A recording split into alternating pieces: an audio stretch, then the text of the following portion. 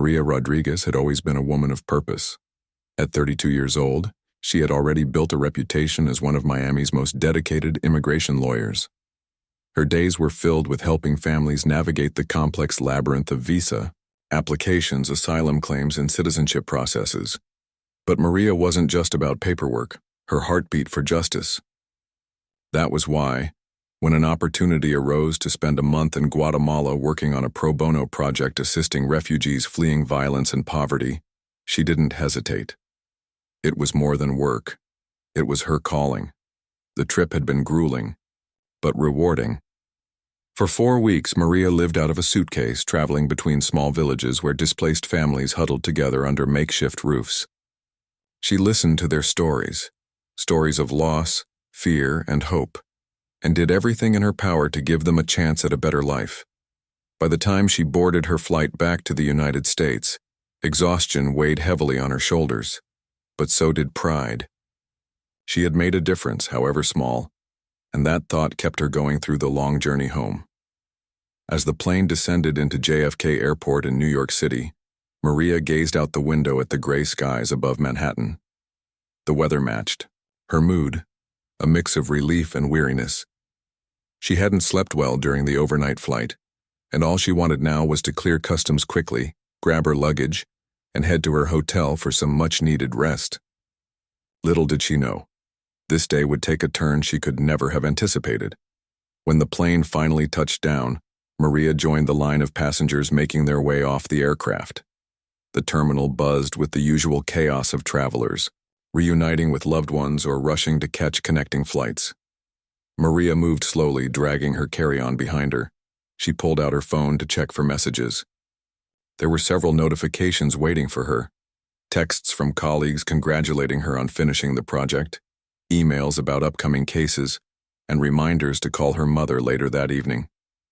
Smiling faintly, she tucked the phone back into her pocket and focused on getting through passport control. At the immigration checkpoint, Maria handed over her passport and answered the routine questions. Where are you coming from? How long were you there? What is the purpose of your visit? Nothing seemed unusual. The officer stamped her passport and waved her through without hesitation. Relieved, Maria walked toward the baggage claim area, thinking the hardest part of her journey was over. But then something strange happened. As she stood near the conveyor belt waiting for her suitcase, 2 uniformed officers approached her. They looked stern, their faces unreadable. One of them held up his hand, signaling for her to stop. Confused, Maria froze in place. Miss Rodriguez? The taller officer asked, though he already knew the answer. His tone was cold, almost accusatory. Yes, Maria replied cautiously. Is something wrong? We need you to come with us, the second officer said abruptly, gesturing toward a nearby doorway. Maria felt a knot tighten in her stomach. Why? What's this about? The officers exchanged glances but offered no explanation. Instead, they began walking away, expecting her to follow. Panic started creeping in, but Maria forced herself to stay calm. Maybe it was a simple misunderstanding, she told herself. Perhaps someone needed to clarify something about her travel documents. Hoping for the best, she followed them silently, her mind racing with possibilities. They led her to a small, dimly lit room tucked away from the main concourse. Inside, there was a metal table bolted to the floor and a single chair. The walls were bare except for a clock ticking loudly in the corner. Maria's anxiety spiked as the door closed behind her with a heavy thud. The sound echoed ominously in the cramped space. Before she could ask what was happening, one of the officers turned to face her. Please place your hands behind your back, he instructed sharply. What? Maria stared at him, incredulous. Why am I being treated like this? I haven't done anything wrong. The other officer stepped forward, pulling out a pair of handcuffs. We're detaining you for further questioning. Now cooperate. Maria's heart pounded in her chest as the cold metal clamped around her wrists. Tears welled up in her eyes, not from pain, but from disbelief. How had this escalated so quickly? She tried reasoning with them again, asking for clarification, but her words fell on deaf ears. In that moment, she realized this wasn't just about misplaced suspicion. This was something deeper, darker, and as the minutes ticked by, she couldn't shake the feeling that her ethnicity might have played a role in this ordeal. For the next hour, Maria sat alone in the sterile room, replaying the events in her head. Why had she been singled out? Was it because of her last name, her appearance, or was it simply bad luck? Whatever the reason, one thing was clear. Her fight was far from over. This expanded version sets the stage for Maria's harrowing experience while keeping readers engaged with vivid descriptions and emotional depth. Let me know if you'd like me to adjust anything further. Maria sat in the cold, sterile room, her mind racing as she tried to make sense of what was happening. The handcuffs around her wrists felt foreign, unnatural, and humiliating. She had always prided herself on being a law-abiding citizen, someone who worked tirelessly to help others navigate the complexities of the legal system. Yet here she was, treated like a criminal, without so much as an explanation. Her heart thudded in her chest, each beat echoing the same question. Why? The officers returned after what felt like an eternity, their expressions unreadable. One of them placed a clipboard on the table and gestured for Maria to sit up straight. "We need you to answer some questions," he said curtly, avoiding eye contact. Maria swallowed hard, trying to steady her voice before responding. "What is this about?" she asked again, her tone firmer this time. "I've done nothing wrong. You can't just detain me without giving me a reason." The taller officer ignored her plea and began reading from a sheet of paper. "You arrived today from Guatemala, correct?" "Yes," Maria replied cautiously. "I was there for work. I'm an immigration lawyer." "Who paid for your trip?" The second officer chimed in, his tone sharp. "I did," Maria said, frustration creeping into her voice. "It was a pro bono project. I helped refugees. You can check with my firm if you don't believe me." The officers exchanged glances but didn't seem impressed by her answers. Instead, they pressed on with more invasive questions. They wanted to know how much money she had in her bank account, whether she had any connections to organizations flagged by authorities, and why she chose to travel to Central America. Each question felt like a jab, designed not to gather information but to intimidate her. At one point, Maria leaned forward, her patience wearing thin. "Look, I'm cooperating fully. I've answered every question honestly, but none of this makes sense. Why am I being detained? What law have I broken?" The taller officer slammed his hand on the table, startling her. "That's not for you to decide," he snapped. "We ask the questions. You provide the answers. Got it?" Maria recoiled, her eyes widening in shock. This wasn't just an interrogation, it was psychological warfare. The room grew smaller with each passing minute, the air thick with tension. She could feel her resolve wavering, but she reminded herself that losing her composure would only play into their hands. Taking a deep breath, she nodded silently and continued answering their relentless barrage of questions. Hours dragged on, and the line of questioning became increasingly absurd. At one point, they asked her about political affiliations, as if her beliefs were somehow relevant to her travels. Another time, they grilled her about her family history, probing for details about where her parents were born and how long they'd lived in the United States. It was clear they weren't looking for evidence of wrongdoing. They were fishing for anything they could twist against her. Despite the mounting pressure, Maria refused to let them see her crack. She answered each question calmly, even when she knew they were baseless or irrelevant. Inside, however, she was seething. How dare they treat her this way? She had dedicated her life to helping people, to standing up for those who couldn't stand up for themselves. And yet, here she was, reduced to a suspect simply because of the color of her skin and her last name. As the hours ticked by, fatigue began to set in. Maria hadn't slept properly in days, and the stress of the situation was taking its toll. Her head throbbed, and her throat was dry from speaking nonstop. Still, the officers showed no signs of letting up. They took turns interrogating her, ensuring she never had a moment to collect her thoughts or regain her strength. Finally, after nearly 6 grueling hours, the questioning came to an abrupt halt. The taller officer stood up, collected the clipboard, and muttered something under his breath to his partner. Then, without so much as an apology, they removed the handcuffs and handed Maria back her belongings. "You're free to go," the shorter officer said flatly, avoiding her gaze. Maria stared at them, her jaw tightening. "That's it? No explanation? No apology?" The officers exchanged another glance but remained silent. One of them opened the door and motioned for her to leave. Still reeling from the ordeal, Maria hesitated for a moment before stepping out of the room. As she walked through the terminal, she noticed travelers glancing at her curiously, their eyes lingering on her disheveled appearance. She felt exposed, vulnerable, and utterly humiliated. Outside the airport, the cool New York air hit her face, offering a brief respite from the suffocating atmosphere of the detention room. Maria pulled out her phone, her hands trembling slightly as she scrolled through her contacts. She needed to tell someone what had happened, to vent her frustration and seek advice. But before she could dial a number, a thought struck her. Maybe this shouldn't stay private. Maybe others needed to know what had happened to her. With a newfound determination, Maria opened her social media app and began typing. She poured her heart into the post, recounting every detail of her experience, the invasive questions, the blatant disrespect, the unmistakable undertones of racial profiling. When she finished, she attached a photo of her tired face, still bearing the emotional scars of the past 6 hours. Hitting post, she braced herself for whatever came next.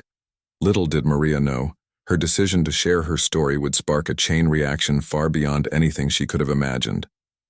Within minutes, comments began flooding in, messages of support, outrage, and solidarity.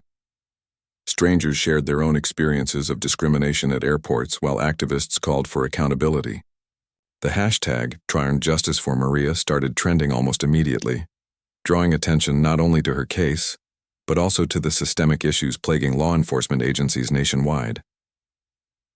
Back at her hotel later that night, Maria scrolled through the responses, tears streaming down her face. For the first time since stepping off the plane, she felt a glimmer of hope. Her ordeal may have been painful, but it had ignited something powerful, a movement demanding change. And as she lay in bed, exhausted yet determined, Maria vowed to fight back, not just for herself, but for everyone who had ever been treated unfairly because of who they were. This expanded version delves deeper into Maria's emotions and the psychological toll of her detention while keeping readers engaged. With vivid imagery and relatable moments, let me know if you'd like further adjustments. Maria's phone buzzed incessantly as notifications poured in, one after another. She sat cross-legged on the stiff hotel bed, staring at the screen in disbelief. Her social media post had gone viral within hours, and the sheer volume of responses was overwhelming. Thousands of people, strangers from all corners of the country, had seen her story and were reacting to it. Some expressed outrage, others offered words of encouragement, and many shared their own experiences of discrimination at airports or interactions with law enforcement. At first, Maria felt a mix of emotions: gratitude for the support, anger at the injustice she'd endured, and fear about what might come next. Posting her story online hadn't been an easy decision. She knew speaking out could invite backlash, scrutiny, and even threats. But as she scrolled through the comments, something shifted inside her. The flood of messages wasn't just noise, it was validation. People cared, they understood, and more importantly, they wanted change. One comment stood out among the rest. It read, "Your courage inspires me. I've been scared to share my story, but seeing you speak up makes me realize we can't stay silent anymore." Maria reread those words several times, feeling a lump rise in her throat. This wasn't just about her anymore. It was about everyone who had ever felt powerless in the face of systemic racism. Her voice had become a spark, and now that spark was igniting a fire. The hashtags Justice for Maria and End Racial Profiling began trending not only locally but nationally. News outlets picked up her story, running headlines like "Immigration Lawyer Detained Without Cause" and "Traveler, speaks out against racial profiling at airports. Journalists reached out to Maria, asking for interviews. At first, she hesitated. Talking to reporters meant putting herself under a microscope, exposing every detail of her life to public scrutiny. But then she remembered why she became a lawyer, in the first place, to fight for justice.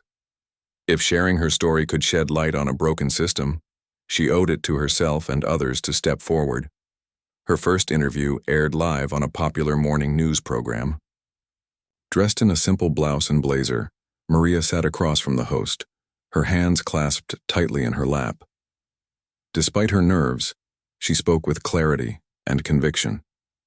She recounted the events of that day at JFK Airport, the invasive questioning, the handcuffs, the dismissive attitude of the officers, and explained how the experience left her shaken. "This isn't just about me," she emphasized, her voice steady but tinged with emotion. "This is about a pattern of behavior that targets people based on their race, ethnicity, or nationality. It's about a system that allows this kind of treatment to happen over and over again without consequences." The segment ended with a call to action. Viewers were encouraged to share their own stories using the hashtag #EndRacial Profiling.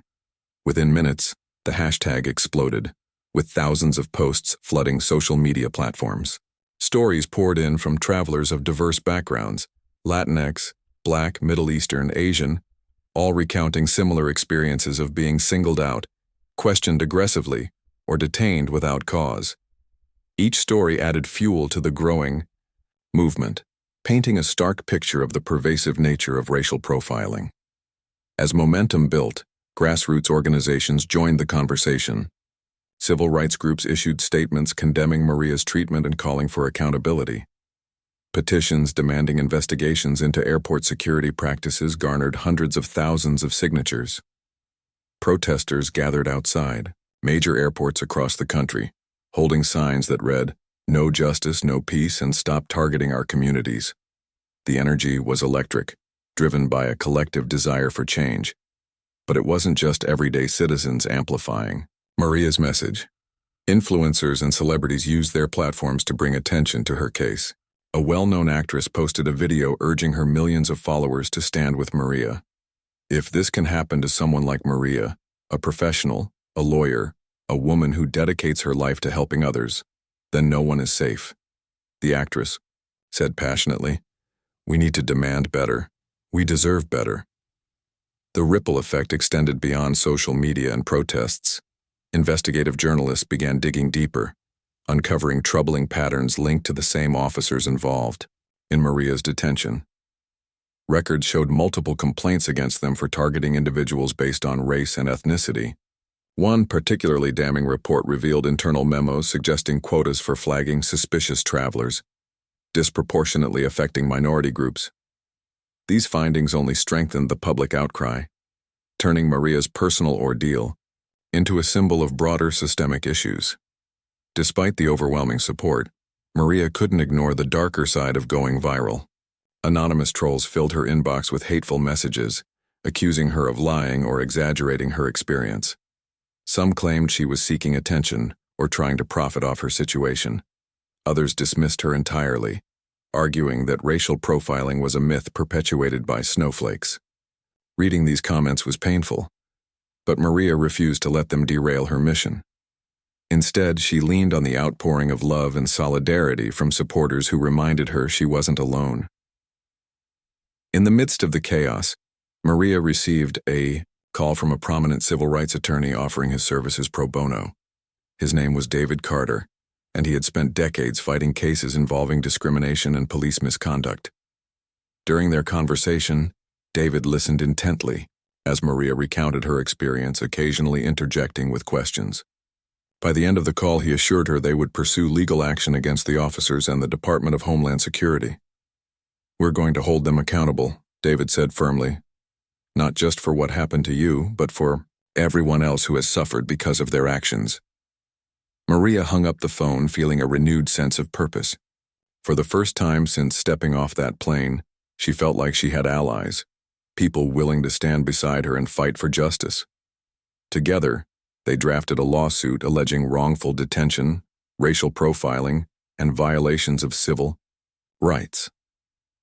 The document included detailed accounts of Maria's experience, along with evidence collected from investigative reports and testimonies from other victims. As word spread about the impending lawsuit, pressure mounted on government officials to address the issue. Lawmakers issued statements condemning racial profiling and called for congressional hearings to examine discriminatory practices within federal agencies. Meanwhile, activists organized town halls and community forums to educate the public about their rights when traveling and interacting with law enforcement. Through it all, Maria remained at the center of the storm. Every interview, every rally, every late-night strategy session pushed her further into the spotlight. While the attention was exhausting, it also reinforced her resolve.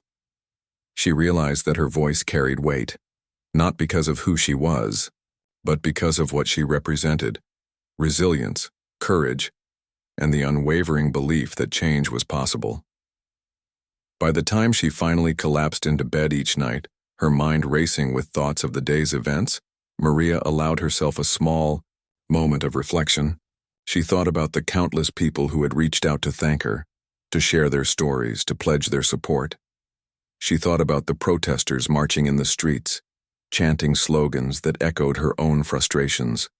And she thought about the future, a future where no one would have to endure what she had been through. Though the battle was far from over, Maria knew she was on the right path. Her story had become more than just a personal account of injustice. It had become a rallying cry for a movement determined to dismantle systemic racism, and as she drifted off to sleep, exhausted but hopeful, she whispered a quiet promise to herself. This is just the beginning. This expanded version captures the emotional highs and lows of Maria's journey while keeping readers engaged with vivid details and relatable moments. Let me know if you'd like further tweaks. The momentum behind Maria's case continued to grow, but it wasn't just her story that was gaining attention. It was the stories of countless others who had been silenced for far too long. As journalists and activists dug deeper into the systemic issues surrounding racial profiling at airports, a disturbing pattern emerged. What started as an isolated incident involving Maria quickly evolved into a broader expose of discriminatory practices embedded within law enforcement agencies.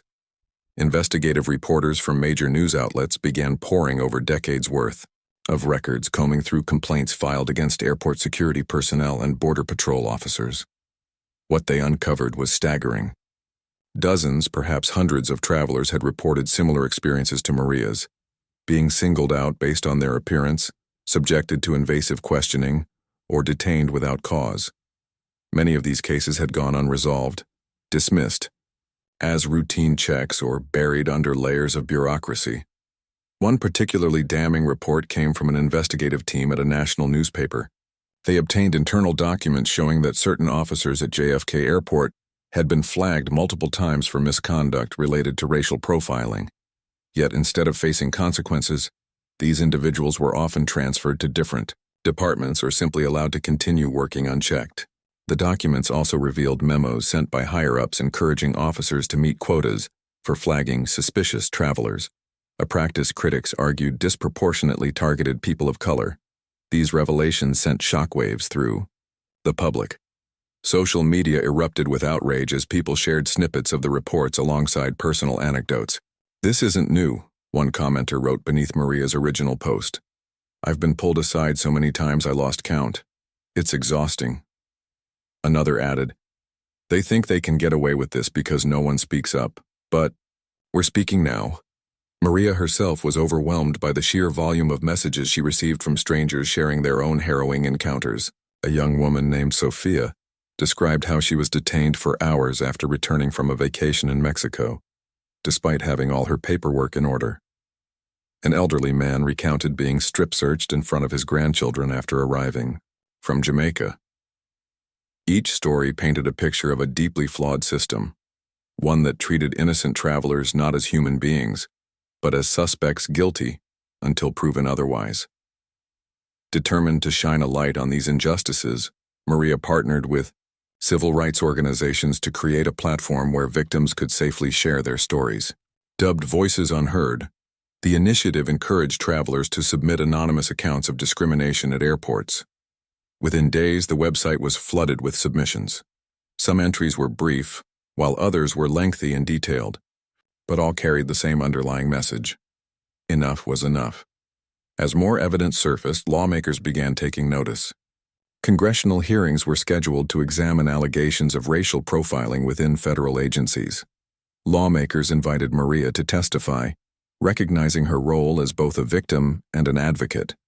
Though nervous about speaking before such a high-profile audience, Maria knew this was an opportunity to amplify her message on a national stage. On the day of the hearing, Maria dressed carefully, choosing a navy blue suit that exuded professionalism, yet reflected her humility. She walked into the packed committee room flanked by David Carter, her attorney, and representatives from the civil rights groups supporting her case. Cameras flashed as reporters jockeyed for position, eager to capture every moment of the proceedings. When it was her turn to speak, Maria approached the microphone with steady steps. Her heart pounded, but she reminded herself why she was there, not just for herself but for everyone whose voices had been ignored. Taking a deep breath, she began. "Good morning," she said, her voice clear and unwavering. "My name is Maria Rodriguez, and I am here today, not only to share my experience but to demand accountability for a system that has failed so many of us." She went on to recount the events of her detention at JFK Airport, describing how she felt humiliated, powerless, and dehumanized. But she didn't stop there. Maria highlighted the patterns uncovered by investigative journalists, citing specific examples of misconduct and systemic failures. She emphasized that her case was not an anomaly, but part of a much larger issue affecting millions of travelers each year. "The officers who detained me weren't acting alone," she explained. "They were following policies and practices that have been ingrained in our institutions for years. These policies don't just harm individuals, they erode trust in our justice system and perpetuate cycles of inequality." Her testimony struck a chord with the committee members, many of whom nodded solemnly as she spoke. One senator leaned forward, visibly moved. "Ms. Rodriguez, thank you for your courage," he said. "Your story underscores the urgent need for reform. We cannot allow this kind of treatment to continue." By the end of the hearing, Maria had accomplished what few thought possible. She had turned her personal trauma into a catalyst for change. The testimonies presented during the session laid the groundwork for proposed legislation aimed at addressing racial profiling and increasing transparency within federal agencies. Activists hailed the hearing as a turning point, proof that collective action could force those in power to listen. But Maria's work didn't stop there. Back home, she collaborated with grassroots organizations to organize workshops and educational campaigns. They taught travelers about their rights when interacting with law enforcement and provided resources for filing complaints if they experienced discrimination. Maria also reached out to schools and community centers, giving talks designed to empower young people to speak up against injustice. Despite the progress, challenges remained. Anonymous threats continued to roll in, some more menacing than others. Maria received emails warning her to drop the lawsuit or face consequences.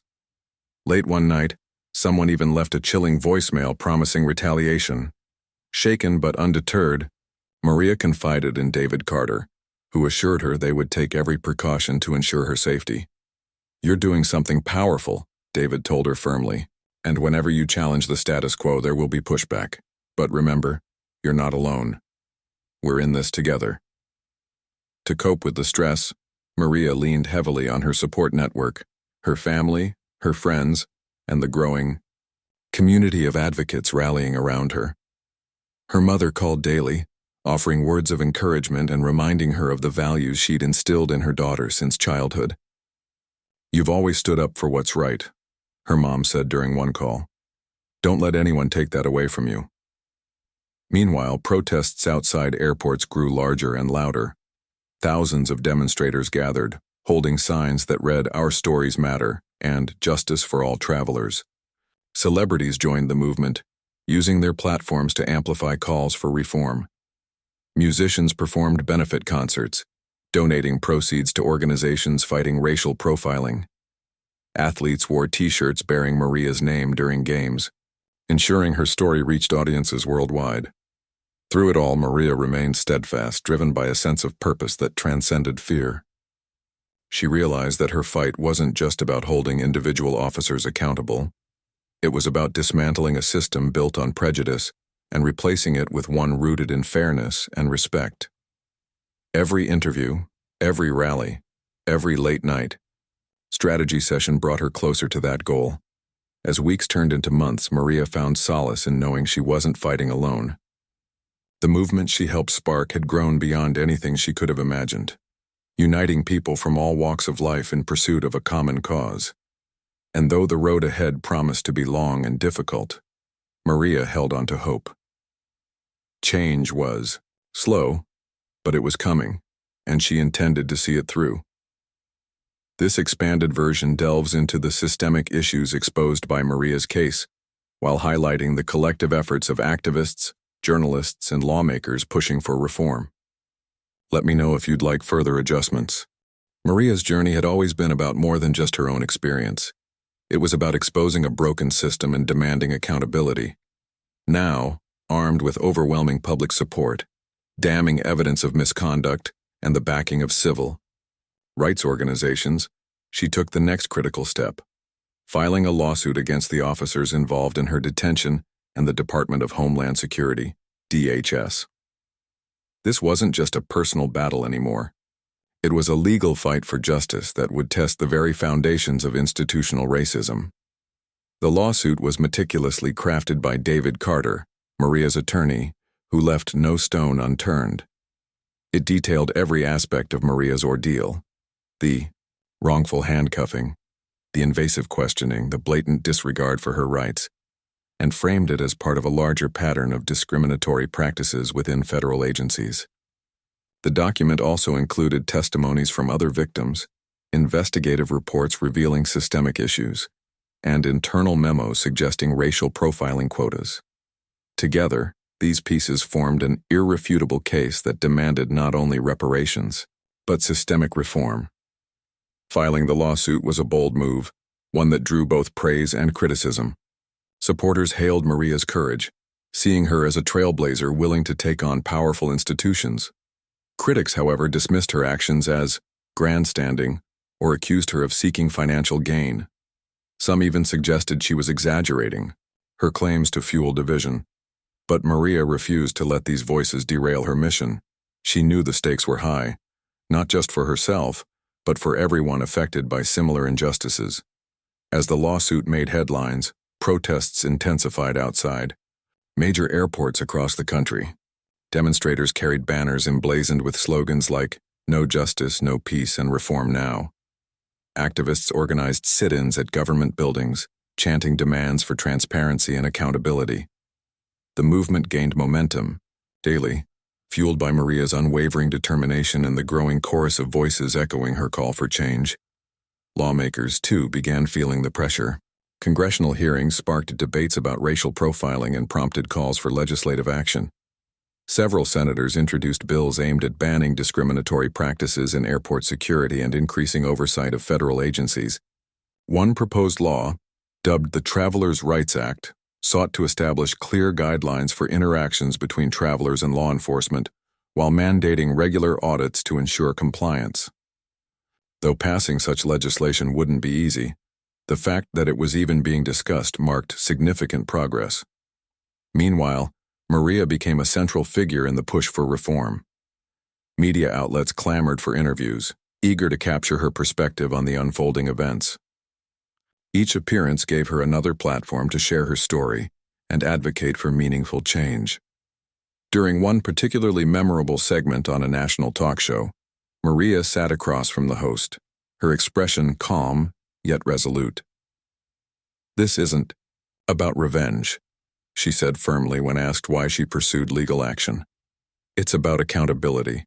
If we don't hold these individuals and institutions responsible, nothing will stop them from doing this again.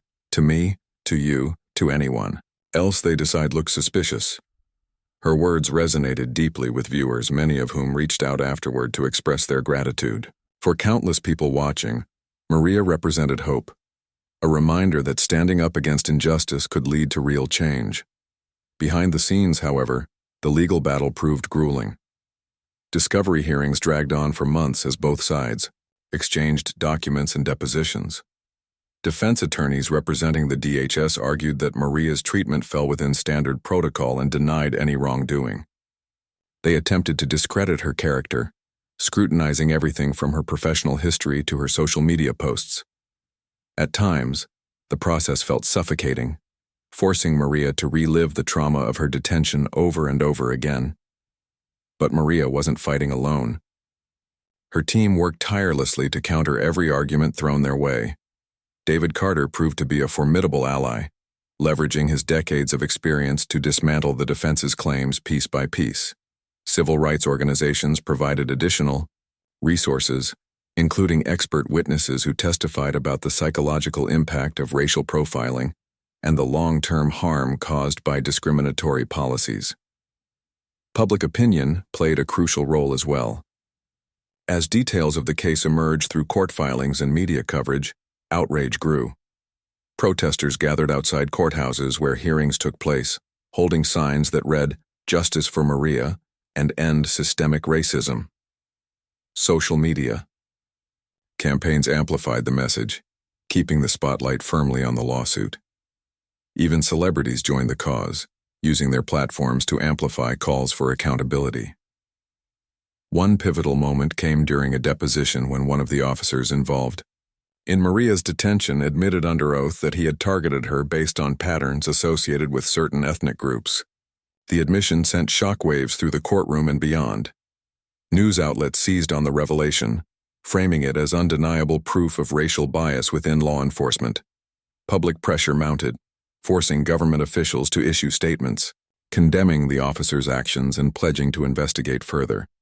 Still, the road ahead remained fraught with challenges. Anonymous threats continued to roll in, some more menacing than before. Maria received emails warning her to drop the case or face retaliation. Late one night, someone even left a chilling voicemail promising consequences if she didn't back down. Despite the fear these threats instilled, Maria refused to retreat. Instead, she leaned on her support network, her family, friends, and the ever-growing community of advocates rallying around her. Her mother, in particular, became a pillar of strength. During one tearful phone call, Maria confessed how exhausting the process had become. "I know it's hard, mija," her mom replied gently, "but remember why you're doing this. You're fighting for something bigger than yourself, and I'm so proud of you." Those words stayed with Maria, carrying her through moments of doubt. She reminded herself that her struggle wasn't just about securing justice for herself, it was about creating a safer, fairer world for future generations. Every late-night strategy session, every courtroom appearance, every interview pushed her closer to that goal. As the lawsuit progressed, its impact rippled far beyond Maria's individual case. Airports nationwide began revisiting their security protocols, implementing training programs designed to eliminate bias and improve interactions with travelers. Law enforcement agencies faced increased scrutiny, prompting internal reviews and policy changes. Grassroots organizations doubled down on efforts to educate the public about their rights, ensuring that travelers knew how to report misconduct without fear of retaliation. Through it all, Maria remained steadfast, driven by a sense of purpose that transcended fear. She realized that her fight wasn't just about holding individual officers accountable. It was about dismantling a system built on prejudice and replacing it with one rooted in fairness and respect. Every interview, every rally, every late-night strategy session brought her closer to that goal, and though the outcome of the lawsuit was still uncertain, Maria held on to hope. Change was slow, but it was coming, and she intended to see it through. This expanded version dives into the legal proceedings, public reaction, and broader societal impacts of Maria's lawsuit while maintaining engagement and emotional depth. Let me know if you'd like further tweaks.